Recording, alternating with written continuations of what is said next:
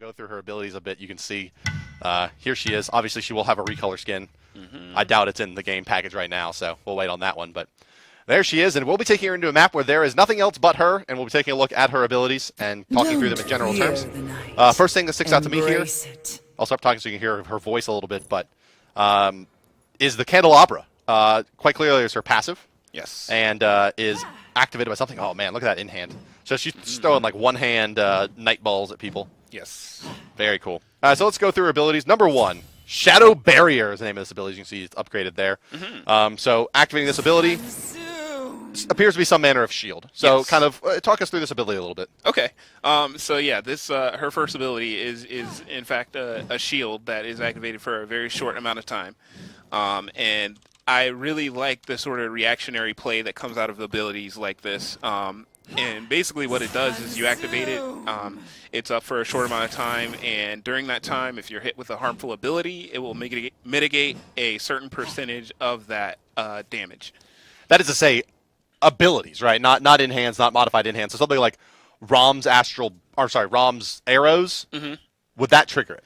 Yes, it would trigger it, since that's part of the ability for him. But yeah. So good rule of thumb is if you see orange numbers, yes, that means that you've taken ability damage in Smite, and so that would trigger the shield.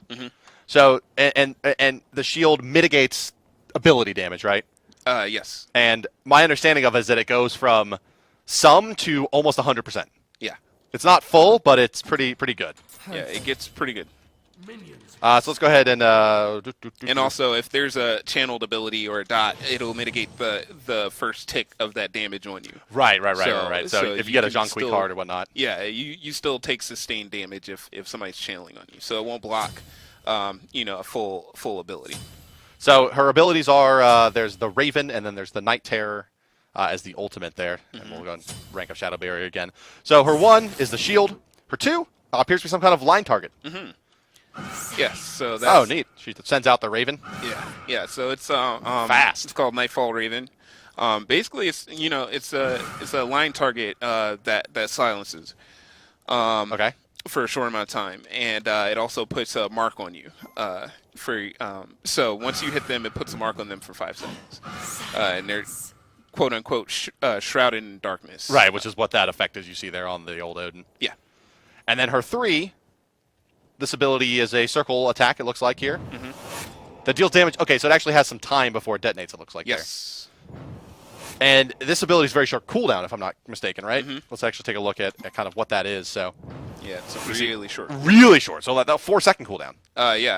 3 or 4 seconds. 3 or 4 second cooldown. Yeah. So, obviously, yeah, you see in the corner there, all art and effects are not, of course, final, but... So... There's an interaction between these abilities, right? Yeah. So I silence him, he's marked, and then while he's marked, I can use... Now, is it all of my abilities interact with the mark, or just my 3? Just your 3. Okay, so I'll go and, seal the deal with poor Odin there. He'll respawn here in just a second. But we'll take a look at kind of the difference between... As you see, okay, yeah, just dealing additional damage. You saw a second number there behind it, so that's pretty strong So there. if they are marked by your second ability, the third ability does extra damage. Okay, right, and so it's not additional damage on the 3. It is actually a secondary damage source. Yeah. So she's actually really good against other Noxes, right? She can do damage twice in the single. And then her ultimate is it's a short targeter. It looks like here, about about 35 feet, and it looks like so I've actually linked now to the Odin. Yes. So now, what are some of the benefits that I get from being linked to this Odin? Okay, so while you are linked to an enemy god.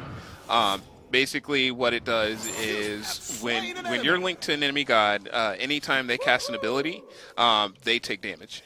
Okay, so you won't see much of it actually in action here, but she just basically says, I deal damage to you if you cast this target here. Right. Now, does she get any benefit for being linked to someone? Yes. Also, when they cast an ability, it shortens the cooldowns of her other ability. Oh, so it's kind of like. She's a mage killer, it seems like. Yeah. So now that we've kind of seen her kit, and I can make some assumptions about where she fits, but